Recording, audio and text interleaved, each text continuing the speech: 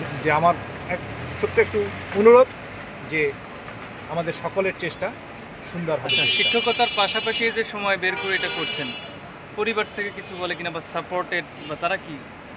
যে তারা প্রথমের দিকে তাদের অভিযোগ ছিল, এরপরে যখন আমি বিভিন্ন জায়গায় বিভিন্ন গ্রহণযোগ্যতা পেয়েছি, যেমন 2016 সালে ইত্যাদি জনপ্রিয় ম্যাগাজিন অনুষ্ঠান ইত্যাদিতে আমাকে নিয়ে প্রতিবেদন হয়েছে, 2 মিনিটের প্রতিবেদন। এরপরে প্রায় সকল জাতীয় দৈনিক আমাকে নিয়ে প্রতিবেদন হয়েছে। এরপরে আমি পুরস্কার পেয়েছি, লাস্টলি গত বছর আমি মাননীয় প্রধানমন্ত্রীর পুরস্কার পেয়েছি।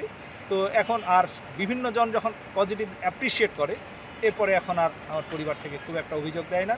আর এরপরেও তো আমি পরিবার ম্যানেজ করে চলি, যে যা লাগে যখন যা লাগে সব কিছু আগে ওকে করে দিয়ে তারপরে আমি বের হই।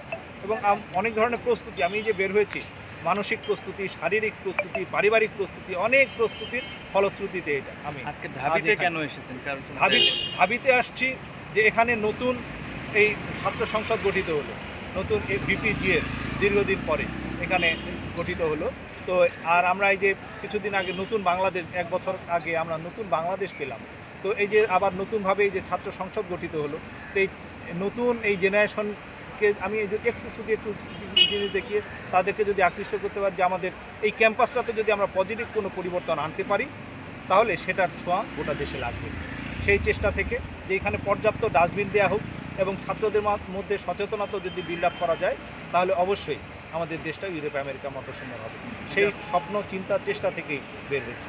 আপনার এই যে ক্যাম্পেইন যেটা করছেন, এটা আপনি কি এখন শুধু একাই করছেন না, বা আপনাকে আপনার মতো আরও কেউ না, এটা আমি এককভাবেই করি। আমি যেহেতু সরকারি চাকরি করি, তো আমি চাইলে আমি সংগঠন দাঁড় করাতে পারি না।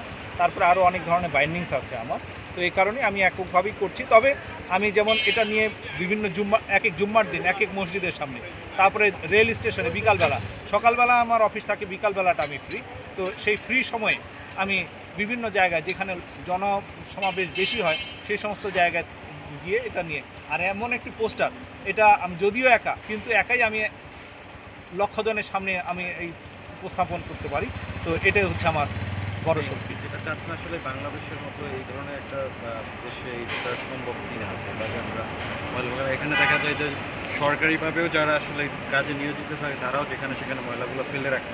জি, এখন এটা হচ্ছে যে আমাদের দেশে আমরা এই যে আমরা ছোটোবেলা থেকে কিন্তু এটা জেনে বড় হয়নি যে যেখানে সেখানে আবর্জনা ফেলা এটা যে একটা খারাপ কাজ, এটা আমরা জানি না, তাই মানি না।